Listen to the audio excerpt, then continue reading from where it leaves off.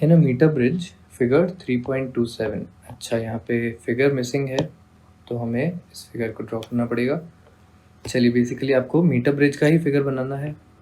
यहाँ पे आपने एक मीटर स्केल लगा दी, ठीक है, और इसके ऊपर हम इस पॉइंट से कॉपर की स्ट्रिप्स लगाते हैं इस तरीके से। ऑलराइट, यहाँ पे आपका एक रेजिस्टेंस आएगा, इस रेजिस्टेंस का नाम y दिया हुआ है। यहाँ पे आपका एक रेजिस्टेंस आएगा, इसका नाम आपको x दिया हुआ है, ठीक है। ये है आपका पॉइंट A, ये है आपका पॉइंट C, बीच वाले पॉइंट को B बोल रखा है, और गैल्वेनोमीटर का जॉकी यहाँ पे जा रहा है, ठीक। तो ये बेसिकली आपका फिगर है।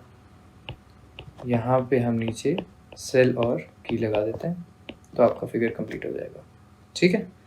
चलिए, अब आपसे बोला है कि balance point is found to be 39.5 centimetres.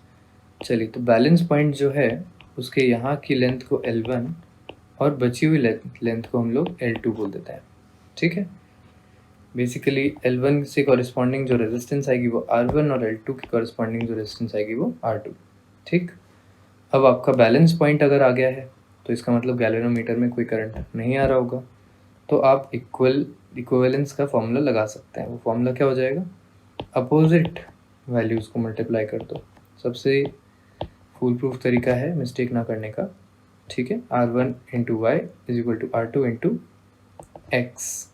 अब R1 और R2 में हमारे पास रो LA में से रो और A कट जाएगा, तो आपके पास यहाँ पे आएगा L1, नीचे आ जाएगा L2, और यहाँ पे आ गया Y, और इससे x की वैल्यू आ जाएगी, ठीक है जी।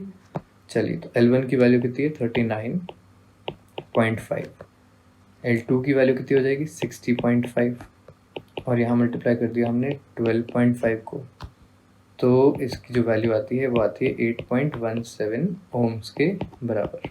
ये आपका x हो जाएगा, ठीक है। सेकेंड पार्ट क्या कह रहा है, determine the balance point if x and y are interchanged. जब x एंड y इंटरचेंज होंगे तो देखिए ये जो L1 और L2 है ये भी इंटरचेंज हो जाना चाहिए, सॉरी, चलिए ये जो L1 है और ये जो L2 है ये भी इंटरचेंज हो जाएंगे, ठीक है। तो बेसिकली हमारे पास सीधा सा आंसर आएगा कि सेकेंड केस में L1 की वैल्यू क्या बन जाएगी 60.5 एंड L2 की वैल्यू बन जाएगी 39.5, जस्ट अपोजिट, ओके।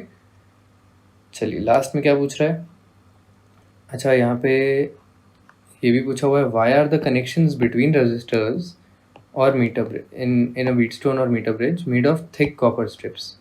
तो इसका आंसर भी क्या है, थिक कॉपर स्ट्रिप्स जो हैं वो मिनिमम रेजिस्टेंस शो करती हैं। जितनी ज़्यादा थिकनेस होगी उतना रेजिस्टेंस कम होगा, उतना ये हमारे सिस्टम को एक तरीके से चेंज नहीं करेंगे या इन्फ्लुएंस नहीं करेंगे, ठीक है।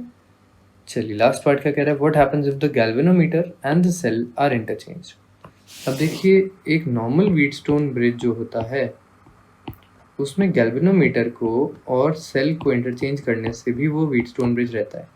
बट मीटर ब्रिज के अंदर क्या होगा, मीटर ब्रिज के अंदर आपकी गैल्वेनोमीटर की रीडिंग जो है वो 0 आ जाएगी, और आपका, क्योंकि ऑब्वियसली आप मीटर स्टिक को यूज़ नहीं कर पाएंगे, आपका बैलेंस पॉइंट आपको ढूंढना पड़ेगा फर्स्ट ऑफ ऑल, जिस बैलेंस पॉइंट से आप लगाने वाले हैं।